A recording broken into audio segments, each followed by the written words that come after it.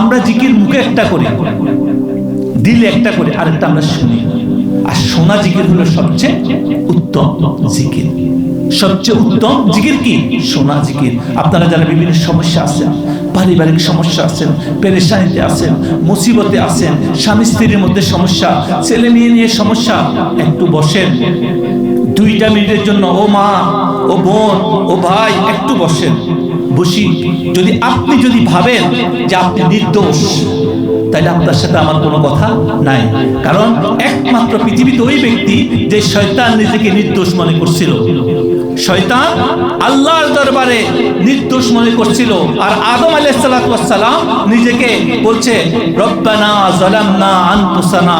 আদম আলাইহিস সালাম বলছে কি, হে আল্লাহ আমি অপরাধী। অথচ তাকে যখন শয়তান কি বলছে, শয়তান বলছে তুমি আমাকে সর্বোচ্চ সৃষ্টি আগুন দিয়ে সৃষ্টি করছো। সে নিজের অপরাধী মনে করে নাই। তো যে নিজের অপরাধী মনে করে না, সে হলো পৃথিবীতে সবচেয়ে ডেঞ্জারেস। তার জন্য সৃষ্টি মারাত্মক, সবকিছু তার জন্য মারাত্মক। আর যে নিজের অপরাধী মনে করে যে আমার কোনো না জায়গায় কমি আছে, কোনো না কোনো ভাবে আমার কাছে কি কমি আছে, এই জন্য আপনি একটু ভাবেন 2 মিনিট, এরপরে বসি আল্লাহর কাছে ইস্তিগফার করেন। আস্তাগফিরুল্লাহ, শুধু মুখে বলবেন না, আস্তাগফিরুল্লাহ, আল্লাহ আমি আমার জীবনে এমন কোন ভুল করতেছি, এমন কোন অপরাধ করতেছি আমি জানি না, তুমি আমাকে গাইড করো, আমাকে রাস্তা দেখাও, আমাকে মাফ করো। আদম আলাইহিস সালামের দোয়া, রব্বানা যালামনা আনফুসানা ওয়া ইন লাম তাগফির লানা ওয়া তারহামনা লানাকুনান্না মিনাল খাসিরিন। এটা বেশি বেশি করে পড়েন।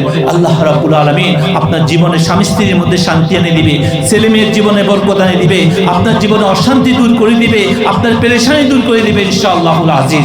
আপনাকে কোনো রকমের দুনিয়ার সমস্যা, জাদু টোনা, দুনিয়াবি যত দুশমনি যত কিছু আছে সে কিছুই করতে পারবে না। তখন আপনি আল্লাহর নজরে চলে আসবেন, আল্লাহর কাছে কাছাকাছি চলে আসবেন ইনশাআল্লাহুল আজিজ।